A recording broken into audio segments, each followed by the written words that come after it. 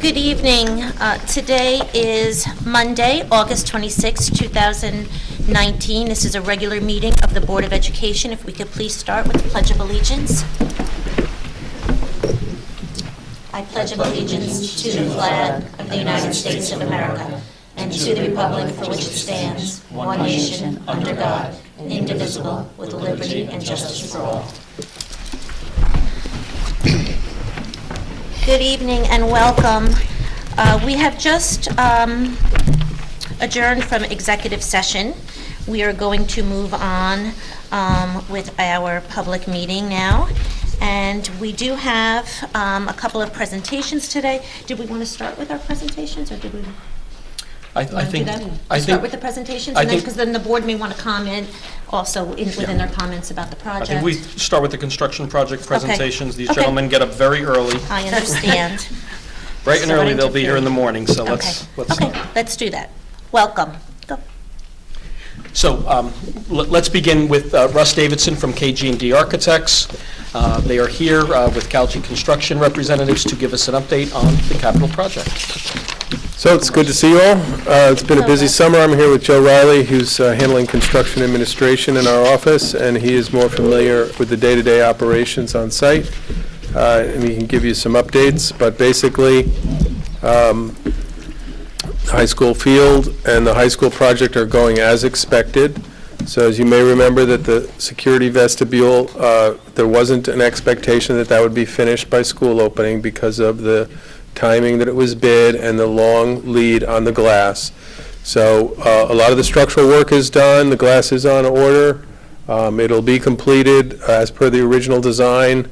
We're able to show that to you on the walkthrough tonight, and we're pretty excited. I think it's going to be a very attractive element that preserves the historic character of the lobby and provides a great deal of additional security. Yeah, if I could just add to that, Russ, because you said that we didn't know if we were going to be able to have it completed.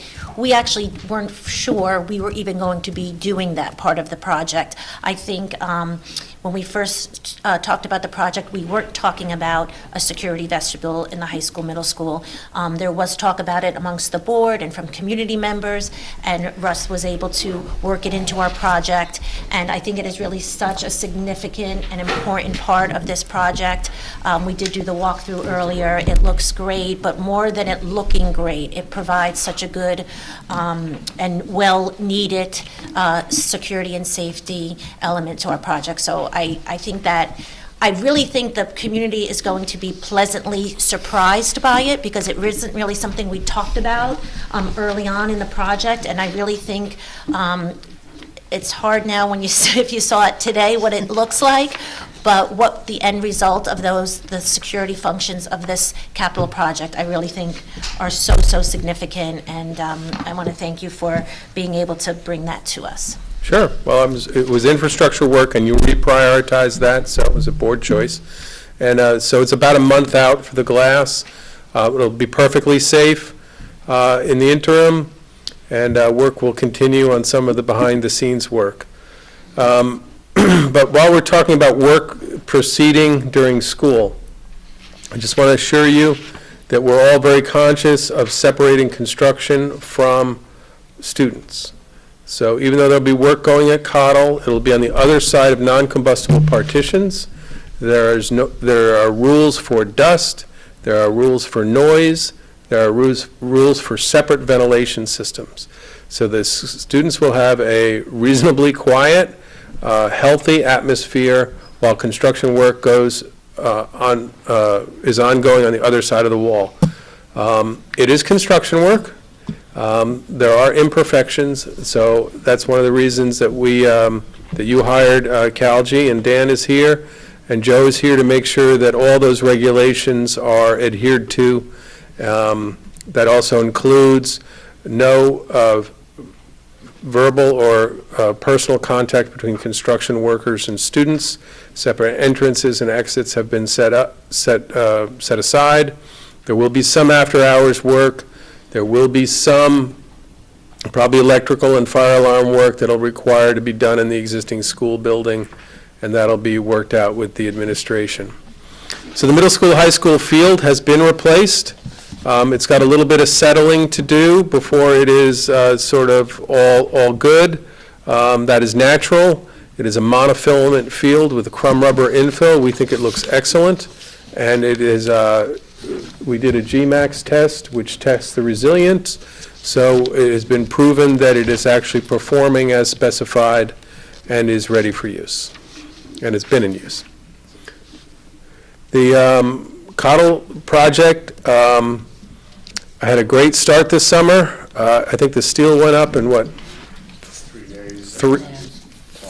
3 days after school let out, that steel was up and plumbed. You know, that was our biggest concern. They're working towards enclosure. The stair towers are up. Ceilings have been replaced. There's still a good deal of cleanup to happen down below before school opens. You've got a lot of vinyl asbestos tile flooring replaced, so that was abated and replaced. So all the work in the areas where students are occupied is going pretty well and should all be ready. The rest of the Cottle addition will continue, and we've got a few more months until that'll be ready and clad in brick, but windows are sort of around the corner, and there'll be a big slab pour tomorrow, and then a lot of interior framing will happen after that. So probably the biggest trouble is related to finding an oil tank under the security vestibule. So just for background, that oil tank did not show up on any drawings or surveys of the building. Apparently there was someone who once worked here who knew about it, but even so, it was listed as having been removed. So it was a complete surprise to find it. We tried to work around it. When we thought it was abandoned in place, we found some oil in it. Now we found some contaminated soil. We're getting some more tests back tomorrow to find out if that contaminated soil actually goes below the foundations for the tank. So that is a major unforeseen condition that has sort of has an expense that's still growing. I think it may end up as high as $200,000 when you take into the temporary facilities, soil remediation, changes to foundations, and that's one of the reasons you have a contingency, but that is the biggest blow to your contingency funding. And a similar unforeseen condition, again, in something that we thought had been abated, was pipe tunnels underneath the security vestibule where there's tradespeople needed to access it, needed to be abated for that work to continue. So those are two of the big unforeseen conditions. We thought we were going to be past them once we got the Cottle steel in the air, but that doesn't put you in the greatest position financially. So in order to preserve the sort of holding back of the Cottle field funds, you most likely will need to fund some of the additional scope through other means, because it doesn't look like the contingency alone will be adequate if you want to keep that $405,000 set aside for the Cottle field. So I know Lee and Carl have been talking about this, and you do have a number of expenses that were planned to be charged to the bond that were not part of the bond scope, like your temporary parking lot or a portion of the oil tank expenses. So if those can be funded another way, then you'll be able to preserve that set aside for the Cottle field. So that's a little work for the board and financial, and Lee and Carl to see if that can happen. Obviously, our team is focused on getting fair and reasonable prices for all this additional work, and making sure that there's nothing unnecessary. And I hear Joe on the phone all the time with the contractors, and we're sure that we're getting you the best possible price for that work. But it's still a little bit unknown at this phase. Any questions there? Or Joe, is there something you wanted to add? Got to use the mic.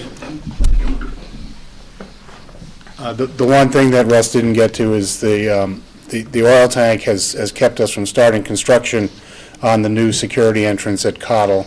There is a design that we have given to the contractor for a temporary bridge and stair out of the building so that that will be a safe exit when school is in progress. You're not going to want to use it as a regular entrance and exit, but it will be safe for emergency use, so that in the event that the building needs to be evacuated, it will be a safe route out in that direction.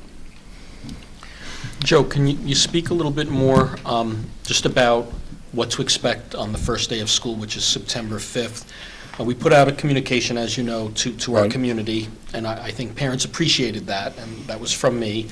But maybe a bit more detail about what the elementary school particularly will be like on day one and what to expect. Well, on day one, if you go out now, you will see over the weekend a, what is called a sidewalk bridge, which most people would just call scaffolding, but it is, there is a roof over the sidewalk adjacent to the addition to protect the students and anybody else who uses that sidewalk. So it will be safe. It's not likely that things will fall, but we have put protection in place because it is very important.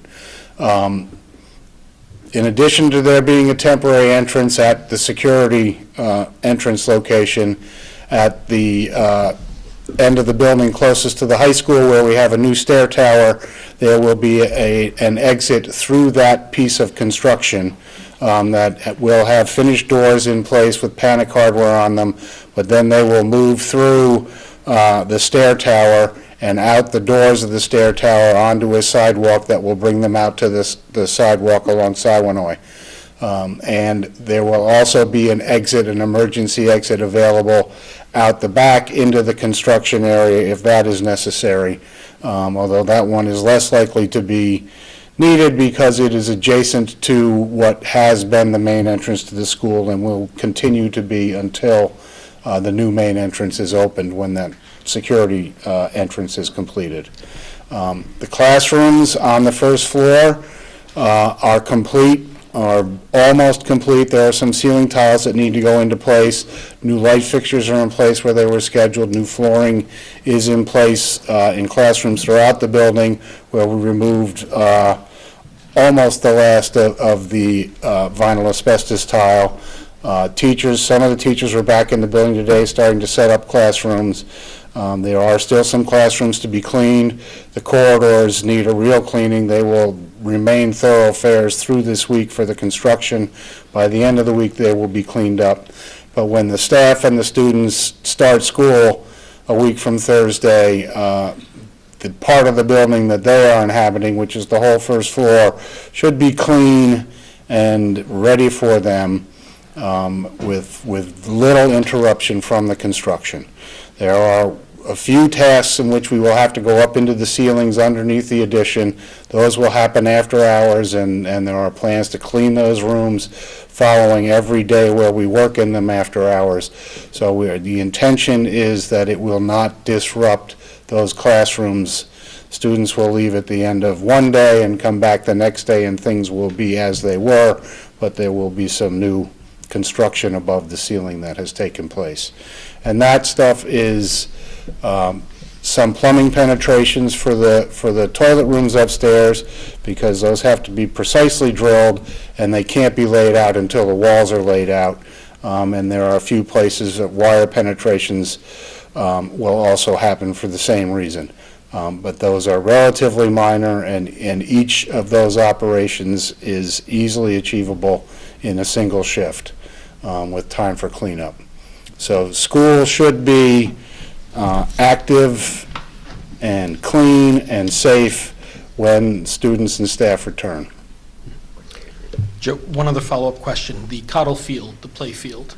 So we fenced off a portion of that to stage construction. Right. One parent asked me recently, how long will that be in place, and when could they expect the That field will back? be in place until we finish the security entrance. Okay. There is some earth there that we're going to use to backfill, and there are some storage containers there that we are going to be emptying out over the course of the next several weeks to, I'd say, 6 to 8 weeks until we get the security entrance erected and ready to finish. And at that point, they should be able to restore that field. So we can expect that fenced-off portion to stay in place Stay in probably place. through Thanksgiving. Yes. You may do better than that, but that is the right expectation to set. Thank you. Any questions for Joe? I have just a question with the oil tank. So it's removed now, and, mentioned upwards of $200,000. So at this point, with the removal and with doing the testing of the soil, what does that number look like at this point? At this point, there have been $56,000 spent. There is a proposal for the neighborhood of $30,000 to remove that concrete cradle and the contaminated soil, if that is necessary. The other costs associated with that will be bringing in additional structural fill to fill the void that the tank left. There are some changes to the foundation that will have costs with them, and the work of constructing it is going to move to after hours, and I would expect the contractors would like to be paid for the differential for a day shift to a night shift. So those are the costs associated with it. And that's So how we you're have, getting we to have that spent So that's- $56,500. We expect we're probably going to have to spend another $30,000 to $40,000 on the tank itself, and the other costs are costs associated with basically the changes in the work hours and changes in the foundation to deal with. So when you say where the tank with the was. tank itself, because you already have the tank gone, so The that. tank is out of the ground. It's actually in the staging area that Oh. Superintendent So Albano it was still has just to talking actually about. be taken away. Has to be taken Okay. away, yes. Okay. But the removal of it is part of the $56,000. Okay. So we are contracted to have it removed, and that cost is accounted for at this point. Okay. And so the parents, when they show up the first day of school, the entrance is going to be at the top of the hill, but then by, let's say, November, December, it'll be returned back to the lower Correct. portion where it used to be? Correct. Okay, And they'll be safe exiting all throughout, through okay. temporary means. So will there be limited use of the field during these next 2 months? The portion of the field that's not cordoned off, will that be usable? Yeah, good question, Pete. John Morash, Pete Kilgallen, and I have had pretty extensive discussion on it. We're fortunate that we will be closing Saguenay Boulevard, and our students will be able to enjoy recess in that portion of the street. And on certain parts of the field, we are going to ramp up supervision. They're going to need to be extra diligent. Right. But there'll be no movement of heavy machinery or anything while children are out there. So we will be watching closely, but the answer basically is yes. We will use the street and portions of the Cottle Field that we believe are safe. There are restricted hours for deliveries once the school year starts. Right. Drop off in the morning, recess in the midday, and pick up in the afternoon. The Siwanoy is off limits for construction vehicles during those periods. So access to those spaces for the kids is first and foremost in the planning of the logistics of the work.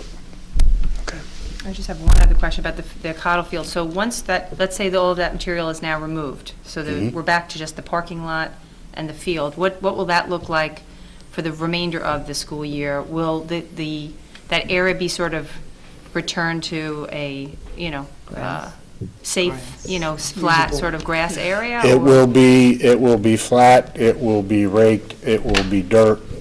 Okay. If we decide to seed it late in the fall, if it's a warm fall, we may get some germination. Smart money says you're going to seed that in the spring. We're going to have conversations about, because once you seed it, you have to stay off of it. Well, and I think you also talked about trying to revive the restoration plan, so I think that once we get past this... Russ, can you come up? I'm sorry, so that people... I think once you get past this oil tank issue, and you see how you can do with funding some of this additional scope elsewhere, then we'll have an accurate view together as designer and board of what you can spend on the field, and you can decide to go forward with your original plan or set that money aside and do something more creative now that you have Siwanoy Boulevard, which, as you may remember, we didn't know you would have Right. when we did the other plan, so you may want to do something entirely different going forward. Okay. Okay, I When- did. I'm sorry, one go other. ahead. So when will we have the final number for the oil tank issue? The biggest issue right now is this, well, there's two things, is the tests for the Soil. contaminated soil under the cradles, to Which see we'll if get the back cradles and tomorrow. more soil. We'll know that tomorrow. The premium time costs are going to be a little bit of an evolving thing. We're going to try and avoid them, but contractors are clever. They're probably not watching, but they already know that if you ask them to do something in a different schedule, that usually means additional money. So we don't really have a handle on that right now, and we're going to work as a team to negotiate that to the lowest possible number that we can. So I would think that we're still a month or two away from being able to pin down what that total cost is. What's left in our contingency now? Do you Well, know? if you put in all the pending change orders, some of which we've just discussed, you only have $30,000 left outside of the 405 Right. set aside, which is, is being held for the So when Cottle you say Field. everything we just discussed at an estimate of 200,000. Well, not everything, most of what we've just discussed that we know of, we put in. So, it looks, you're going to need to fund some of this additional scope through non-bond funding in order to preserve that $405,000 set aside. We just want to be really transparent. No one really saw this oil tank coming, and it, started off as build over it, then it was remove it, now it's contaminated soil, now maybe it's remove more. So it's had a big impact on your project. Well, when you just said just now it's contaminated soil, I thought we aren't going to know that until tomorrow. I think you already had some. We Well, know there- some was. There is some where there's visible contamination, and that is around the area of the old fill pipe. And So this would be additional contamination, contamination phase 2. And it's a real problem with oil tanks. And that's why we don't put them in the ground that often, and now they're all double wall with leak monitoring.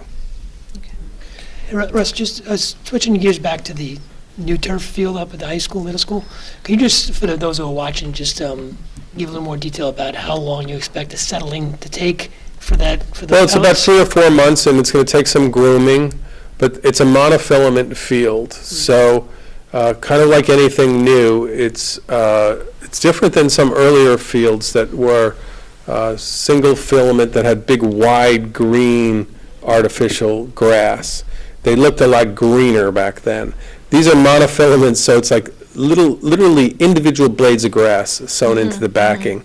So they're a little bit more fragile, and when the infill first goes in, it takes a little while for the infill to settle and for them to stand up. So I think it's about a 3 to 4 month process. It's actually going to be more springy now, but it'll still have a G-max rating later. But I think it's going to need a little bit of settling and some grooming, which so far you've outsourced. But, we've done over a dozen fields. We feel that your field is a multi-purpose length field.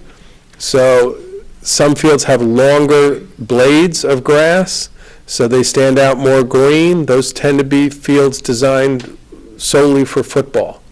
But this is your only field, so this is designed as a multi-purpose field, so balls roll on it easily. So it's designed for soccer, field hockey. So the infill is naturally a little closer to the surface of the grass, but we think it looks great. Our experience is you got yourself a great monofilament crumb rubber field. I'd say give it a little time to settle in, and you'll be really happy with it. Okay, great. Just so that the public knows, the board did take a tour at 5 o'clock tonight before our meeting, where we were able to see the progress of all the projects and where we're at. I'd like to make a suggestion that we do that again before school opens, because I think as I'm going to speak for the whole board, we'll feel more comfortable. It's exciting, but it was today a little rough. So I think we know it's going to look great next week. We know, most importantly, it will be safe. But could I suggest that maybe next Wednesday morning we meet, maybe first thing early, so that we could take a look around and, go ahead. Next Wednesday. Is that okay? Okay. Is that good? Is that good for you, Carl? I mean, we can. Works for me. Yeah, it's Wednesday, I'm sure a lot will get done even on Wednesday. The opening is Thursday. But, okay, we'll tie down the time and we'll get that out to the board, and we'll take another look on Wednesday morning at where we are before school opens. So, Michelle, if I may, the gentleman who just stepped up to the podium is Daniel Baker. Lee, myself, Dan Baker, and Joe Riley meet every week, once a week, with all the contractors that are working on this project. And those meetings have been incredibly productive. Yes. I thank you, because Dan and Joe really, really hold everyone to task. Lee and I have learned a lot, and it's been extremely informative, and everything is documented in the Procore system, which we can refer to. So I just want to compliment both of you on doing a fantastic job as far as the accountability piece and the oversight piece. But Dan is from Calgi Construction. He prepared a summary for the board, which you can read later. But Dan, why don't you explain what you prepared? And Particularly, I think the board would be interested in a summary of the oil tank removal, which I'll just give a brief summary of. Let me just flip to it so I can get the dates right. So on June 28th is when the oil tank was first discovered. It was discovered by Bertuzzi Contracting, who is our general contractor on the job. And it was actually done while trees were being transplanted in the area. This is a very delicate process to remove these trees. The oil tank was not damaged when it was discovered. It was just uncovered a little bit. I thought about including some photos, but really all you see is dirt, because that's how much it was uncovered by. Later, we moved on to do some exploratory measures, which we opened up the access hatch into the oil tank, which is located in the center. There we found it was filled with a sand-concrete mix, which was clean. We excavated more around the side of the tank. When I say we, I mean Bertuzzi Contracting, which then they ran into what seemed like an oil substance. And as more of the tank was exposed on the east side, a probe was done where we basically just stuck something in the tank and we found an oily substance. So on record, it was being shown as closed and removed at the time in the Department of Health records, but something was up here. So that's why we're now taking steps to completely remove the oil tank from the site.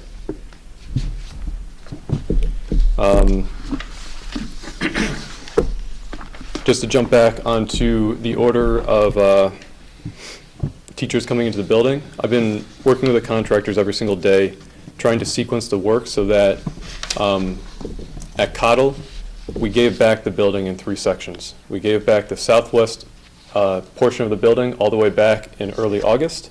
That has been thoroughly cleaned. We've had movers in there. Teachers have had the option to get in there for a very long time, and almost no work has been happening in that very southwest of the building. In mid-August, we transferred everything over except the classrooms underneath the new addition. So again, those had more time to set up, had more time to be cleaned, and now we can put all our attention onto getting these 8 classrooms underneath the new addition cleaned and ready to go. So, it's a step-by-step process. One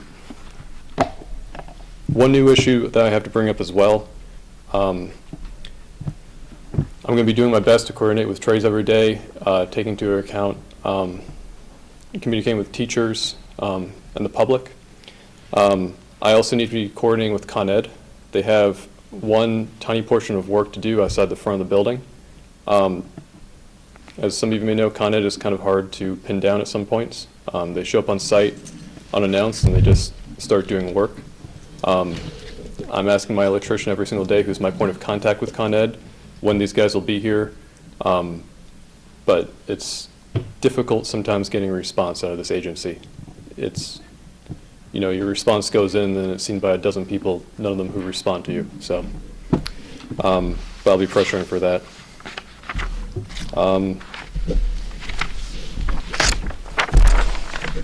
And I think that's about it. Any questions for Yeah, Dan? Dan, you mentioned, it was mentioned before too, about how the oil tank is on record of it as being removed.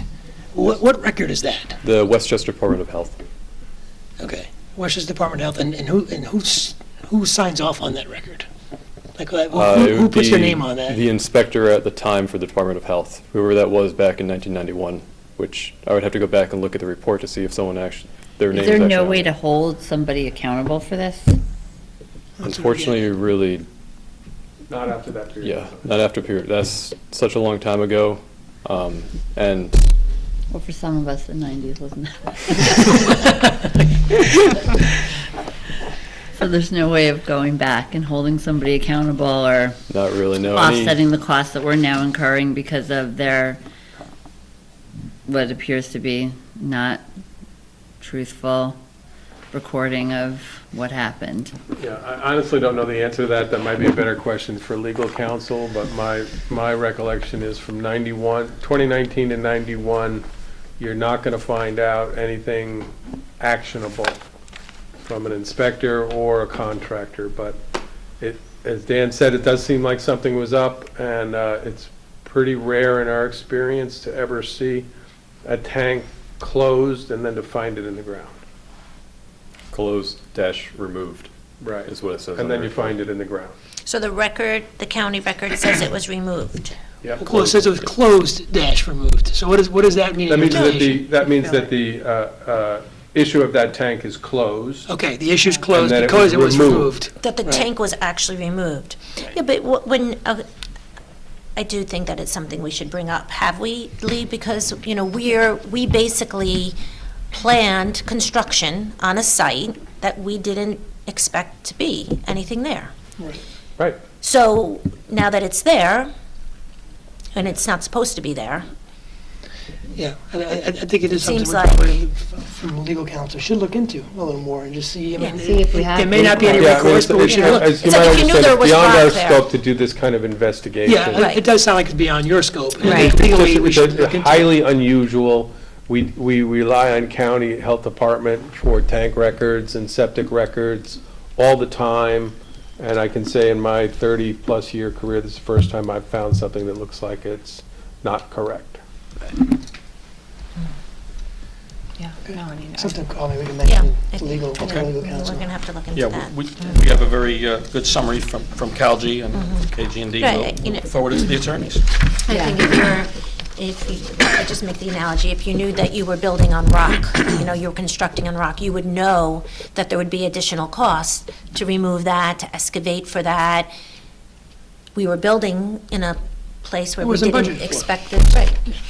So, okay, let's see where we go with that. And I would imagine, you can't make any promises, but I imagine this phase of the project, further contingencies are not to be expected. Would that be a fair, or at least large contingencies?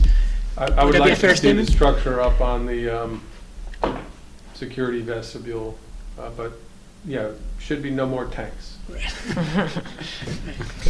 never say never. Right, well. That should be. Take it better than the whole. Okay. All right, are there any other questions from the board for Russ, or Dan, or Joe? We're doing all we can in terms of vetting out workers and making sure that their backgrounds and checks and so forth, or at least they're cleared in terms of working on site. Yes, that's something that's been discussed with Carl, Lee, and I, and we're going to be discussing a little bit more as we go forward. I've collected driver's license of all the workers on site for multiple trades, and we can look into some type of background check system or some type of security check-in system with like an ID card or something that Right. they have to pick up. Yeah. So Do you have an idea of how many workers are on site on any given day? that varies from day to day. The usual amount is anywhere from 10 to 15 to 20, around there. So 10 to 20, let's say. I think when you get into the finishing trades of the upper floor of the classroom, you'll see that number climb, but again, they'll be entirely separated from students Yeah. and staff. Okay. Okay. All right, great. Thank you, guys. All right, Thank thank you you very so much. much, thank you. Thank you. Was there anyone in the audience who wanted to ask them a question before they leave? No, I just want to give an opportunity. No, okay, I'm sorry. Thank you. Okay. Thank you.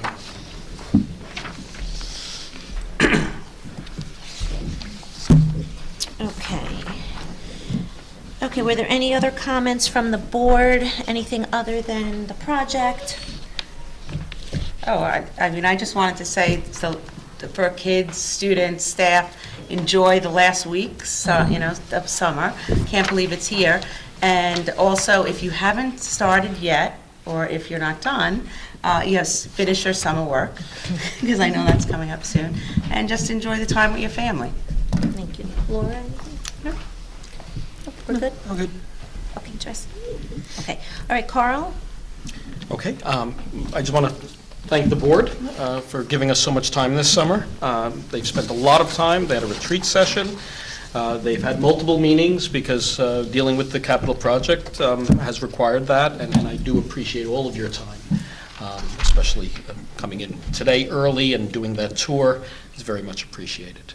I do have one person that I'd like to kind of go out of order here and do something special simply because our interim director of health, phys ed and athletics, Mr. Paul Tobin, stayed with us this evening because he hasn't met the entire board.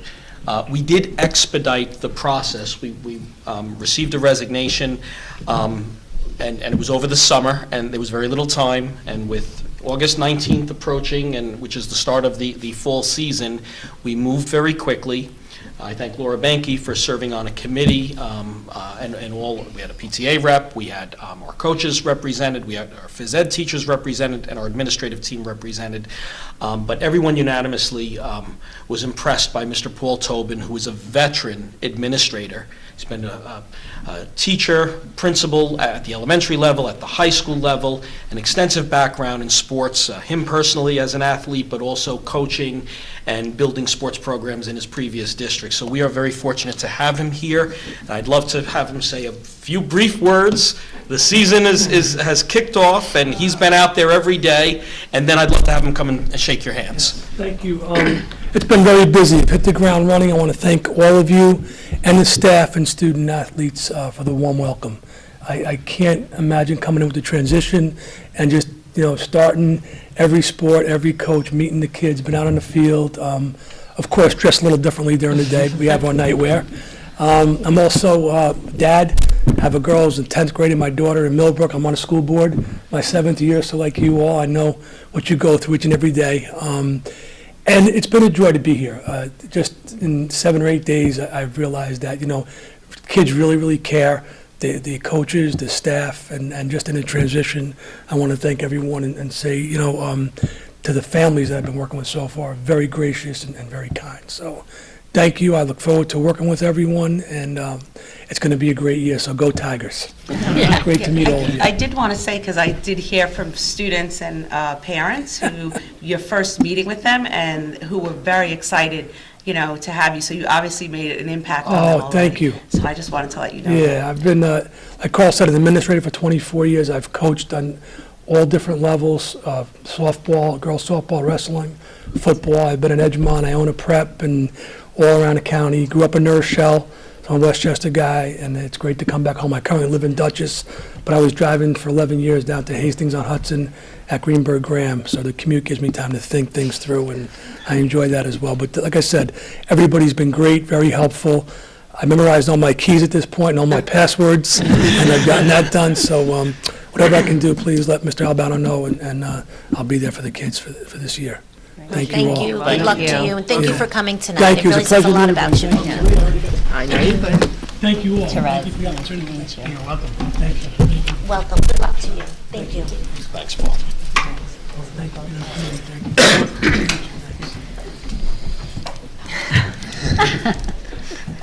And enjoy that new field. We'll see you then. Thanks, Paul. Okay, Paul, do you have anything else there? No, other than that. Okay, Ready to and I don't, comments from the PTA, Tuckahoe School Foundation, I don't think anyone's here for that. And this is now the first recognition of the audience. If anyone has anything they'd like to talk to us about regarding agenda items. No? Okay, so so we're going to go on with the agenda. We're going to start with the consent agenda. Number 1, approve the consent agenda. Motion to approve consent agenda items 2 through 14. Is there a motion? Pete, second. Second. Cynthia, discussion? Was there anything there? Oh, we did have the district safety plan. Carl, did you want to comment on that? Yes. As per New York State Education Department, our district is required to have a district-level safety plan. That is a public document. We worked very closely as an admin team with local law enforcement and our security consulting firm, Altaris Consulting, to develop that plan, which the board has had in board docs to preview. Once the board approves it this evening, which is a requirement as per New York State, we do post it on the website, and that does not contain highly confidential information about our emergency plans. In addition to that plan, there are building-specific plans, which the board also is responsible for approving. Those plans are confidential. They have the emergency contact information of staff members, of admin, of local law enforcement, and other emergency responders. They have our plans as far as evacuation, where we would go in emergency situations, what steps we would take. There are floor plans in there. There are designs of our property, and that information is not made public, but it is shared with all the faculty members. We have 2 opening conference days on Tuesday and Wednesday next week, so we review these plans, and throughout the year we do a lot of training and tabletop exercises around these emergency plans, but they are kept confidential. So that is what we are asking you to approve. And the board certainly, they're pretty dense, but you certainly are willing to, or they're available to you if you'd like to review them further. Okay. Anything else? All in favor? Okay, we'll move on to business of the board. Number 1 is the first reading of policy. First reading of amended policy regulations 4526-R, responsible computer use policy. Is there were there changes? Did you want to talk about that, Dr. Ellen? O'Donnell? It's really just a clerical change. We have 2 regulations. One is for students and one is for staff. And there was a paragraph in the student part that talked about staff, saying that staff were allowed to use their own devices and log in using them. And we don't allow students to use their own devices. And the paragraph says the word staff. It was just in the wrong regulation, so it needed to be moved to the regulations about staff. Okay. So we will continue discussion on that policy at our next meeting. And then there's actually 2 readings, and then we'll adopt those amendments that you just discussed. Number 2, approve a professional development service agreement. Oh, I'm in the wrong spot. I'm sorry. I apologize. Resolve to approve an agreement with the Writing Revolution for professional development services for the period of September 1st, 2019 through June 30th, 2020 at a compensation of $24,380. Is there a motion? Pete, second. Laura, discussion?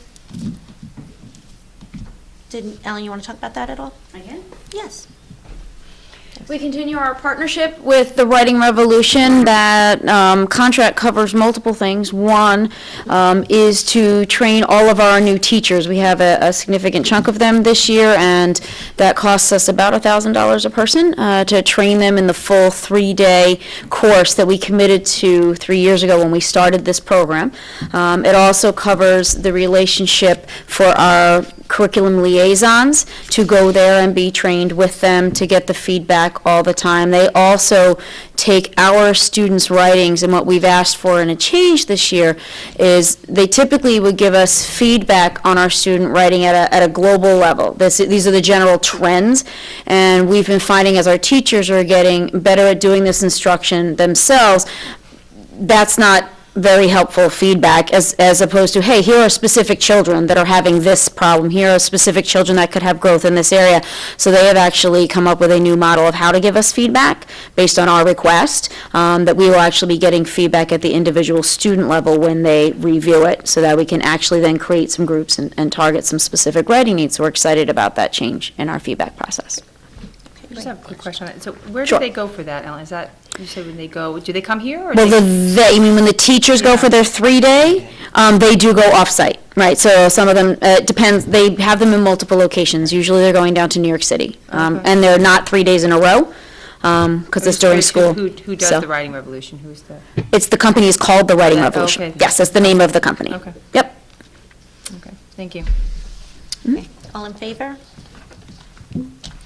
Number 3, extend a contract. Resolve to approve the 1-year extension of the transportation contract with Academy Bus Company through 2019-20 school year at a 1.5% CPI. Motion? Pete, second. Therese, discussion? This is just a continuation of our contract with Academy Bus, who have served the district for many years doing the local transportation, and the 1.5% is approved by the state. That's the allowable increase. All in favor? Number 4, pupil personnel agreements. Resolve to approve the following agreements A through D. Motion? Laura, second. Pete, discussion? These are just various contracts related to our special education programs. In most cases, they're required services, like occupational therapy, speech therapy, things like that, and there are a few that are enhancements. We have our Giving Retriever program, which we have a person who comes in and works with our students and provides therapy using a Labrador Retriever, and that has been in place for about 3 years, originally funded by the school foundation. But we've continued that, and it's been very beneficial to our students. All in favor? Number 5, approve an intermunicipal agreement. Resolve to approve the superintendent of schools to sign the August 26, 2019 intermunicipal agreement with the town of Eastchester for police security camera access through June 30th, 2020. Is there a motion? Pete, second. Therese, discussion? This is something that the district, along with the Board of Education, has considered for some time. We have a pretty extensive security camera system throughout our district, interior, exterior. What this does, this gives us some guidelines to allow our local police department to log in and view our camera system at any given time. The parameters that we've laid out in this agreement, though, are that the police department will not be viewing, our cameras regularly. They will be able to, in an emergency situation, log in, and it will be a huge advantage for them if there is ever a crisis situation in or outside of our buildings, for the local police department to be able to view the cameras and assess what is happening will be a tremendous advantage to the police department, but of course to all of our students and staff members. So it's something that we negotiated over time. And I do believe this agreement, which has been reviewed and put together by our attorneys as well as the town's attorney, I think serves our needs well. It is also recommended by our security consulting firm, Altaris, and I do believe it's just a benefit to all. All in favor? Number 6, approve an intermunicipal agreement. Resolved to authorize the superintendent of schools to sign the August 26, 2019 intermunicipal agreement with the town of Eastchester for a school resource officer and authorize payment thereunder. Is there a motion? Pete, second. Cynthia, discussion? This intermunicipal agreement, again, is between the Tuckahoe School District and the town of Eastchester. This is for the school resource officer, which we budgeted for in last year's budget process for this upcoming school year. So in September, for the first time in many years, we will have a school resource officer here full-time. The person will be working in all 3 buildings, and I do think this is a model that is very, very important for us, not only for school safety, but there's an educational component to it. The resource officer will be going into classrooms. An example of that could be our health teacher, who's doing a unit on, drunk driving or on some other, public health issue. Having the officer also be in classrooms, possibly giving advice to students who are pursuing careers in law enforcement, and also just having that person here to keep us safe, I think is a huge advantage to the district. So this is an agreement that outlines all of the parameters. The person will not be a district employee. This person will be a police officer working for the town of Eastchester, but stationed here every school day, 180 days a year with our students, and then 4 days with our teachers and staff to work on staff development training and conference days, tabletop safety exercises, and things such as that. The person's name is Michelle Castellano. We've all met her. We're very impressed with her. She's has some really good experience with Eastchester Police Department, and we're looking forward to her starting with us on September 2nd.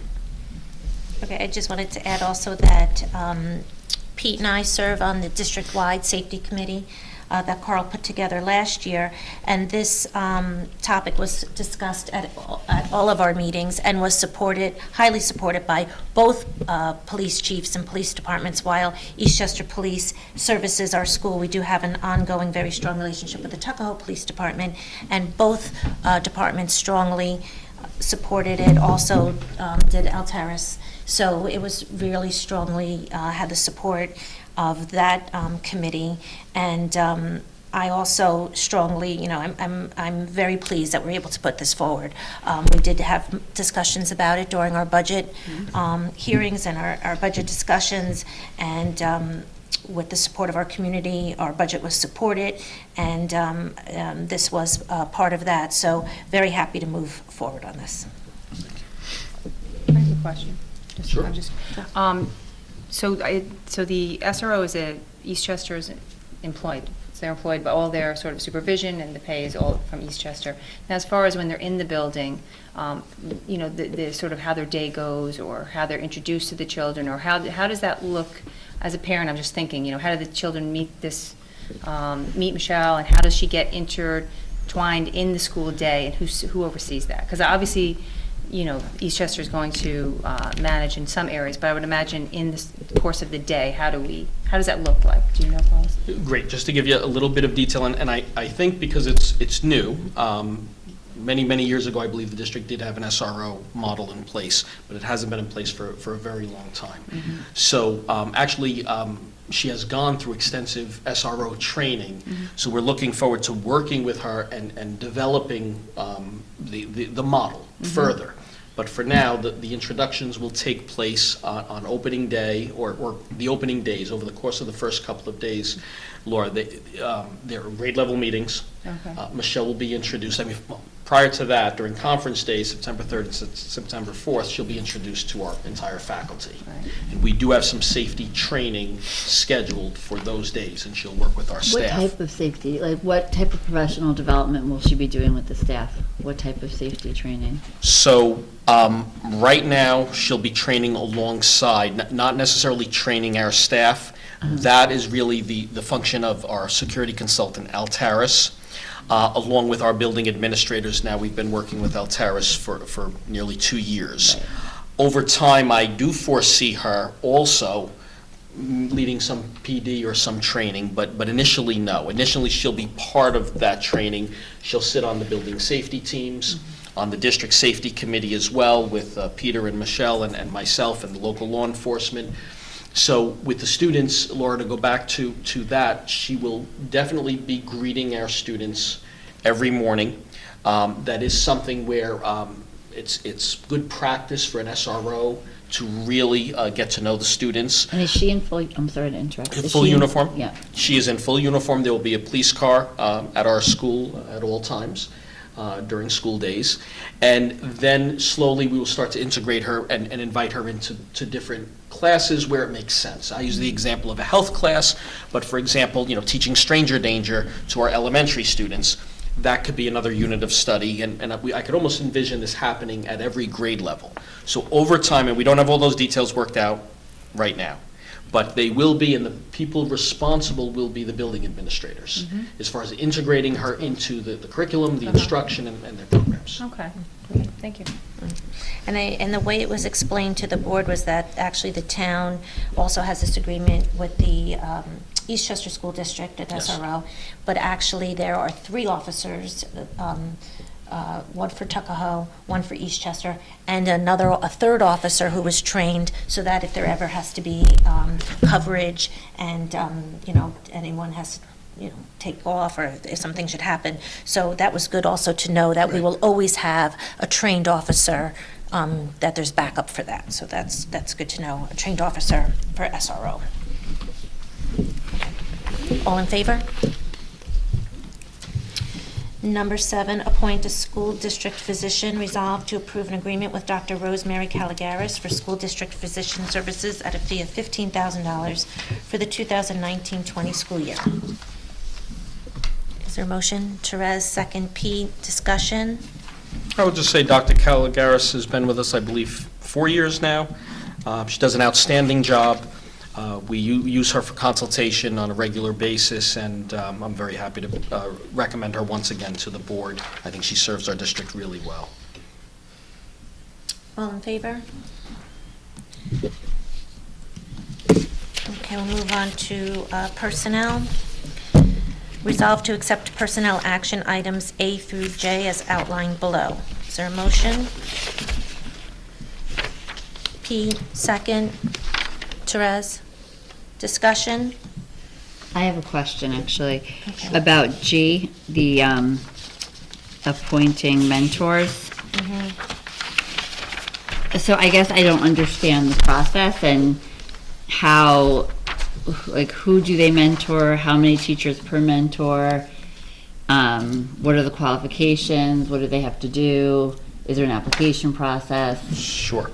There's a clearly defined process. Mentors did not exist for quite some time in the district, and this is something that was negotiated with our Teachers Association. It was reinstated, I believe, 3 years ago. Dr. McDonald heads up the mentor program and can explain the entire process. Ellen, would you mind Sure. coming up to the podium? I can try to pull it up. It's actually an appendix in the teacher's contract. So it is, I believe, Appendix H in the TTA contract. If you'd like, I can pull that up for you, but it describes how they're selected. It describes, how that works. The timing of it is up to us, and in consultation with the TTA 2 years ago, we really started working on trying to get our mentors assigned prior to the school year. 1 year, because we were in negotiations of what the job would entail. It wasn't till December, 1 year it was October. So we actually put out in the spring to our teachers to apply for this position. It's a stipended position, just like being a club advisor, any of those other things that are in the teacher's contract. So we put that out in the spring. We ended up having a few more openings, as the spring and summer came along, so we put it back out again, probably even just last week or a couple weeks ago. Our union representation helped immensely in getting people to apply for that position. And then we are responsible for assigning administration, is responsible for assigning who is with whom. In answer to the question of how many, it's 1 teacher per 1 first-year teacher, so a veteran per 1 new teacher. Contractually, we do that for every first-year teacher to the district, whether they are new to teaching or just new to Tuckahoe. And we also have the language in there's about if they are over a half-time person, they get it. If they're here for more than half of a year, we do assign them a mentor. And so the language also says that we are to assign someone that is at the same grade level or the same type of teaching. I'll forget what the phrase is, but if you're an English person, you should have English mentor, stuff like that. And in the event that you don't have someone at the same grade level or with the same certification, then you try to at least get someone in their building. So we went with priority first of if you have a person with the same tenure area. For example, we have 2 new science teachers at the high school and only 1 veteran science teacher. that's too much of a load for him to carry both of those mentoring. So one of them has a building mentor who will work with them more directly, and this is how Tuckahoe is, this is how we do things, this is when things are due, and that type of mentoring. But it is ultimately our decision who is assigned. We work in consultation with our TTA union president, who sees them and says, okay, I see who's applied, and gives us feedback in that process. But the ultimate decision of who is paired with who comes from Carl and myself. Is there a requirement for the number of hours that they have? Yes, that is contractually in there as well, and they have to keep a time log of exactly, when they meet. They're also required to do training, so I train the mentors themselves in a 2 to 3 hour meeting, and then I do a training with mentors and mentees, explaining the role, explaining why it is that they exist. We are required by state ed to have mentors.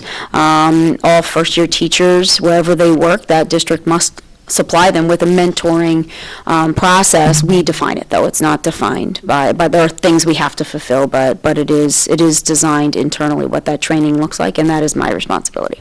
So there's 15 names on this list. So Yes. We have 15 new teachers? Yes, we do. One of them is a teacher who has been pre-existing, whose job has expanded, and it actually expanded in a partial year, so we missed actually giving that one particular teacher their official mentor when they went from under half-time to over, so they're getting their mentor now, because they are owed that, yes.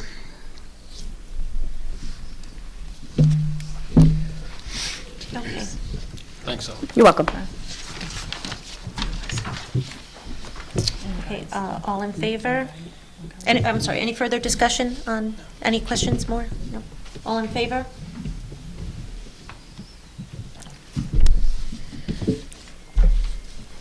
Okay, I did want to just, let's see, right before we conclude, let's just talk about the format of our voting for 1 second, because we do have 2 new board members, and the change in the way that we have been going over the agenda was done last year, so I just want to give them an opportunity to think about that. We could talk about it at our next meeting if we want to change the format.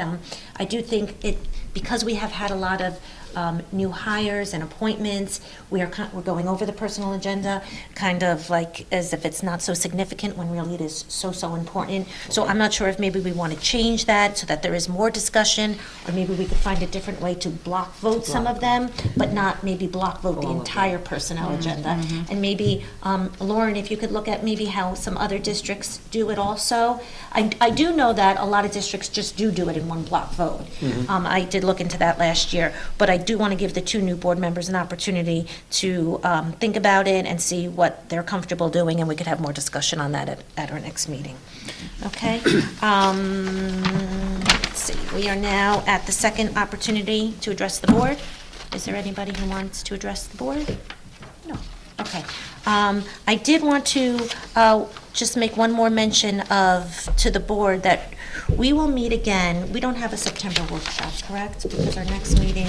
Correct. We have a business meeting on the 16th. Okay, so at the meeting on the 16th is when we will be presenting our superintendent's goals and the board goals. So the board is going to need a workshop before that so that we could finish up working on our goals. Sure. So we'll have to put that out and get a date together to do that, and firm that up. It will be a public workshop, and the public's welcome to come while we're working on it, but we'll work on it in public. So date will be determined. Sure. I don't know that let's see, what is the, let's. Make it the ninth? Yeah, let's look at our calendars, everybody, while we're together. Okay, Monday, September 9th. Does that work for everybody? What was the date? Monday, September 9th. So this coming Monday is Labor Day, then there's Monday the 9th, and then our meeting would be the 16th. That works for me. That works? Yeah. Okay. All right, we'll firm that up, and then Lauren will put out a public notice on that. Okay, all right. Motion to adjourn? Cynthia, second. Therese, all in favor? Okay, thank you, and good night, and good luck getting ready for the new school year, and again, enjoy the last days of summer.